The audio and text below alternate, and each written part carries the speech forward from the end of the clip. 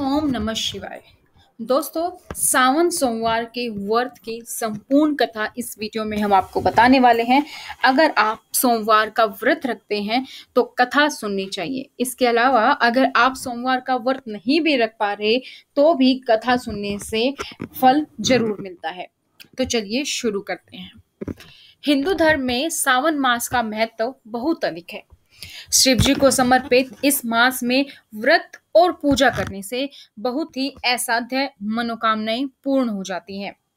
इस पवित्र महीने के हर सोमवार का विशेष महत्व होता है। सावन के सोमवार में उपवास रखना मोक्ष की प्राप्ति दिलाता है। साथ ही जीवन के हर संकट दूर होते हैं और सुख और सौभाग्य की प्राप्ति होती है। सावन में भगवान शिव के साथ माता पार्वती की पूजा करना भी बेहद जरूरी होता है। साथ ही सावन के सोमवार की कथा सुनना भी उतना ही महत्वपूर्ण माना गया है, क्योंकि तभी पूजा पूर्ण मानी जाती है जब आप कथा सुनते हैं। सावन सोमवार की कथा सुनने के बहुत ही पूर्ण लाभ पुराणों में भी वर्णित है। सावन में सोमवार व्रत तभी पूर्ण माना जाता है जब आप उसकी कथा सुनते हैं। अगर आप उपवास नहीं कर पा रहे तो इस कथा को जरूर सुने। सावन सोमवार का व्रत यदि कुंवारियां लड़कियां करती हैं तो उन्हें मन चाहा वर मिलता है। वैवाहिक जीवन में सुख और शांति आती है और पति की आयु भी लंबी होती है। इतना ही नहीं, मनचाहा वरदान शिव जी अपने भक्तों को प्रदान करते हैं। तो चलिए सावन सोमवार की कथा शुरू करते हैं। अमरपुर नगर में एक धनी व्यापारी रहता था। दूर दूर तक उसका व्यापार फैला हुआ था।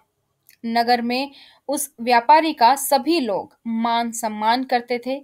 इतना सब कुछ होने पर भी वह व्यापारी अंतर्मन से बहुत दुखी था, क्योंकि उस व्यापारी का कोई पुत्र नहीं था। दिन रात उसे एक ही चिंता सताती रहती थी। उसकी मृत्यु के बाद उसके इतने बड़े व्यापार और धन संपत्ति को कौन संभालेगा। पुत्र पाने की इच्छा से वह व्यापारी प्रति सोमवार भगवान शिव की व्रत पूजा किया करता था। सायकाल को व्यापारी शिव मंदिर में जाकर भगवान शिव के सामने घी का दीपक जलाया करता था।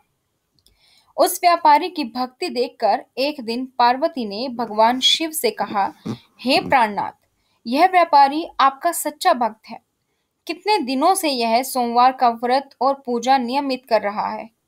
भगवान, आप इस व्यापारी की मनोकामना अवश्य पूर्ण करें। भगवान शिव ने मुस्कुराते हुए कहा, हे पार्वती, इस संसार में सबको उसके कर्म के अनुसार फल की प्राप्ति होती है। प्राणी जैसा कर्म करते हैं उन्हें वैसा ही फल प्राप्त होता है। इसके बावजूद पार्वती जी नहीं मानी। उन्होंने आग्रह करते हुए कहा, नहीं प्राणनाथ, आपको इस व्यापारी की इच्छा पूरी करनी ही पड़ेगी। यह आपका अन्यन भक्त है। प्रति सोमवार आपका विधिवत व्रत रखता है और पूजा अर्चना के बाद आपको भोग लगाकर एक समय भोजन ग्रहण करता है। आपको इसे पुत्र प्राप्ति का वरदान देना ही होगा। पार्वती का इतना आग्रह सुनकर भगवान शिव ने कहा, तुम्हारे आग्रह पर मैं इस व्यापारी को पुत्र प्राप्ति का वरदान देता हूँ, लेकिन इसका पुत्र 16 वर्ष से अधिक जीवित नहीं रहेगा। उसी रात भगवान शिव ने स्वप्न में उस व्यापारी को दर्शन देकर उसे पुत्र प्राप्ति का वरदान दिया और उसके पुत्र के 16 वर्ष तक जीवित रहने की बात भी बताई। भगवान के वरदान से व्यापारी को खुशी तो हुई, लेकिन पुत्र की अल्पायु की चिंता ने उस खुशी को नष्ट कर दिया। व्यापारी पहले की तरह सोमवार का विधिवत व्रत करता रहा। कुछ महीने पश्चात उसके घर अति सुंदर पुत्र उत्पन्न हुआ। पुत्र जन्म से व्यापारी के घर में खुशियां भर गई। बहुत धूमधाम से पुत्र जन्म का समारोह मनाया गया। व्यापारी को पुत्र जन्म की अधिक खुशी नहीं हुई, क्योंकि उसे पुत्र की अल्पायु के रहस्य का पता था। यह रहस्य घर में किसी को भी नहीं मालूम था। विद्वान ब्राह्मणों ने उस पुत्र का नाम अमर रखा।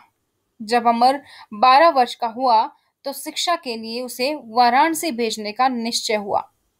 व्यापारी ने अमर के मामा दीपचंद को बुलाया और कहा कि अमर को शिक्षा प्राप्ति करने के लिए वाराणसी छोड़ाओ। अमर अपने मामा के साथ शिक्षा प्राप्त करने के लिए चल दिया। रास्ते में जहां भी अमर और दीपचंद रात्रि विश्राम के लिए ठहरते, वही यज्ञ करते और ब्राह्मणों को भोजन कराते थे। लंबी यात्रा के बाद अमर और दीपचंद एक नगर में पहुंचे। उस नगर के राजा की कन्या के विवाह की खुशी में पूरे नगर को सजाया गया था। निश्चित समय पर बारात आ गई, लेकिन वर का पिता अपने बेटे के एक आंख से काना होने के कारण बहुत चिंतित था। उसे इस बात का भय सता रहा था कि राजा को इस बात का पता चलने पर कहीं वह विवाह से इनकार न कर दे, इससे उसकी बदनामी होगी।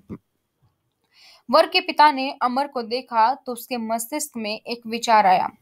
उसने सोचा, क्यों न इस लड़के को दूल्हा बनाकर राजकुमारी से विवाह करा दूं। विवाह के बाद इसको धन देकर विदा कर दूंगा और राजकुमारी को अपने नगर में ले जाऊंगा। वर के पिता ने इसी संबंध में अमर और दीपचंद से बात की।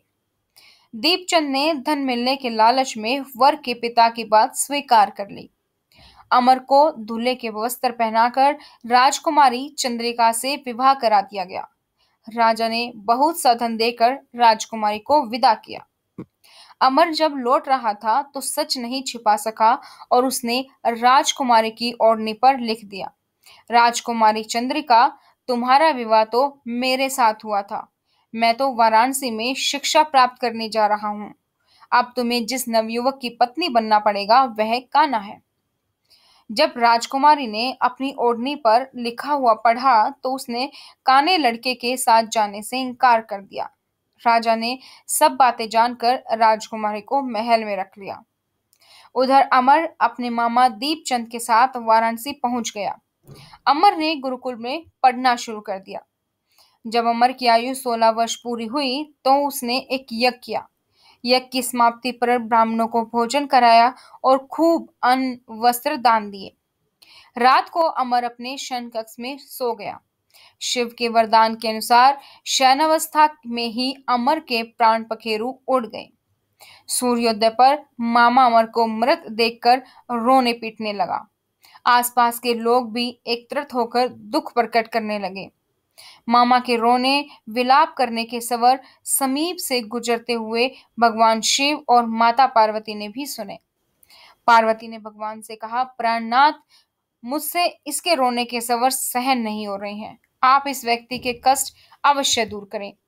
भगवान शिव ने पार्वती जी के साथ अदृश्य रूप में समीप जाकर अमर को देखा तो पार्वती जी से बोले, पार्वती जी, यह तो उसी व्यापारी का पुत्र है।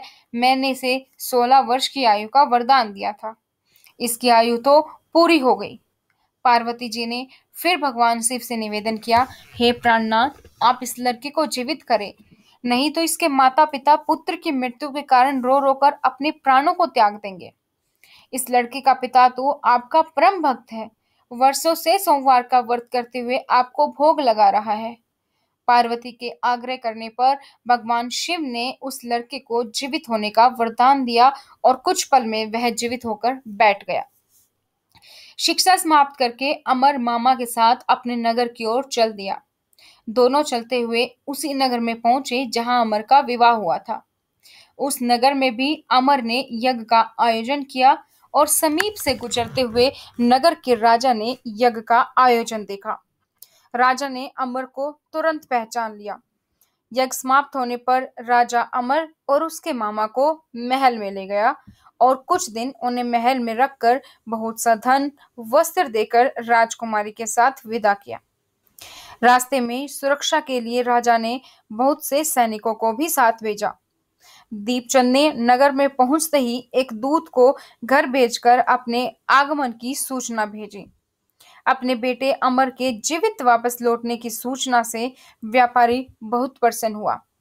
व्यापारी ने अपने पत्नी के साथ स्वयं को एक कमरे में बंद कर रखा था। भूखे प्यासे रहकर व्यापारी और उसकी पत्नी बेटे की प्रतीक्षा कर रहे थे। उन्होंने प्रतिज्ञा ली थी कि यदि उन्हें अपने बेटे की मृत्यु का समाचार मिला तो दोनों अपने प्राण त्याग देंगे। व्यापारी अपनी पत्नी और मित्रों के साथ नगर के द्वार पर पहुंचा। अपने बेटे के विवाह का समाचार सुनकर पुत्र वधू राजकुमारी चंद्रिका को देखकर उसकी खुशी का ठिकाना न रहा। उसी रात भगवान शिव ने व्यापारी के सौपन में आकर कहा, हे श्रेष्ठी, मैंने तेरे सोमवार के व्रत करने और व्रत कथा सुनने से प्रसन्न होकर तेरे पुत्र को लंबी आयु प्रदान की है। व्यापारी बहुत प्रसन्न हुआ। सोमवार का व्रत करने से व्यापारी के घर में खुशियां लौट आई। शास्त्रों में लिखा गया है कि जो स्त्री पुरुष सोमवार का विधिवत व्रत करते और व्रत कथा सुनते हैं, उनकी सभी इच्छाएं पूरी होती हैं। तो ये थी सोमवार व्रत की कथा। भगवान शिव आप सभी पर अपनी कृपा बनाए रखे, आपके सभी मनोकामनाओं को पूर्ण करें। इसी तरीके से और अन्य व्रत की कथाओं के बारे में, आरती के बारे में, चालीसा के बारे में जानने के लिए चैनल को सब्सक्राइब करें और बेल आइकन को प्रेस कर लें, ताकि जैसे ही वीडियो अपलोड हो उसकी नोटिफिकेशन आप लोगों को मिल जाए। तो आज की वीडियो में इतना ही। इसके बाद आप आरती भी सुनना चाहते हैं तो आपको लिंक वीडियो के लास्ट में मिल जाएगा, आप उस पर क्लिक करके आरती भी जरूर सुनें। ओम नमः शिवाय।